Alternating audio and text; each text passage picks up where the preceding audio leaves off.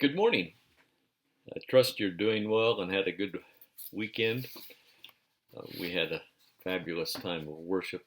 Our pastor preached another biblically strong, powerful sermon that is really penetrating. He talked from 1 Timothy chapter 5 on the 6 commitments of the early church. You have to read them. Verse 14, I believe, is where it starts. In many ways, this week is the wrap-up of what we're studying. You're going to evaluate one another next week, but this is where you summarize how you have learned the skills and the development of a sermon through this course. I trust it will be very profitable for you. Again, I will say, I would encourage you to write your manuscript and get it to me as soon as you can. I hate saying, you didn't say this right, or this would have been more effective, after you've already recorded your sermon. So that's my plea with you. I know it's an awkward situation to need to get it done this week, but if at all possible, do it. I'd encourage you. And if you can't get it done this week, get it done early in the week so I can get it to you ASAP. And of course, I have other things to do in life besides your papers, but I'll do my best. Anyway, so this week, the first part of the assignment is to write and develop your sermon material, put your manuscript together, and then the second part is to preach your sermon. And I am putting in the typical conditions that you have.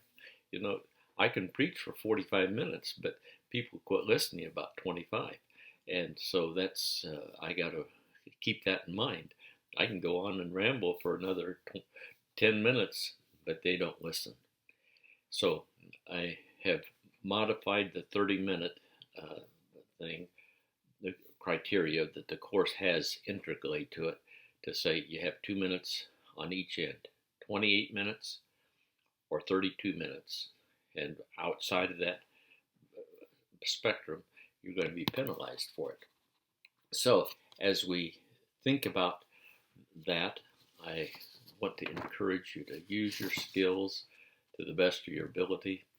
I appreciate what has been turned in already and look forward to reading the rest of you guys' material tomorrow, if not today. So have a great week.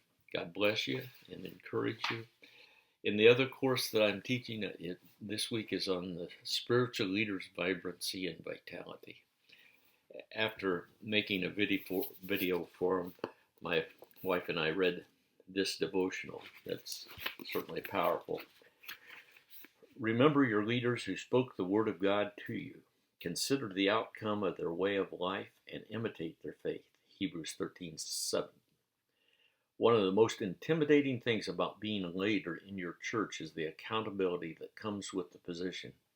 To think that people watch and follow your example keeps you both humble and cognizant of your tremendous responsibility when it comes to leading God's people. Some people avoid leadership because of these factors, but this is a God-appointed position. As a leader, I know that He will guide me in the right ways to lead others to Him. The old saying, your actions speak louder than your words. Well, we're working on speaking good, effective words, but we need to realize they must also be supported by godly actions in our relationships with people. God bless you as you work on your sermon.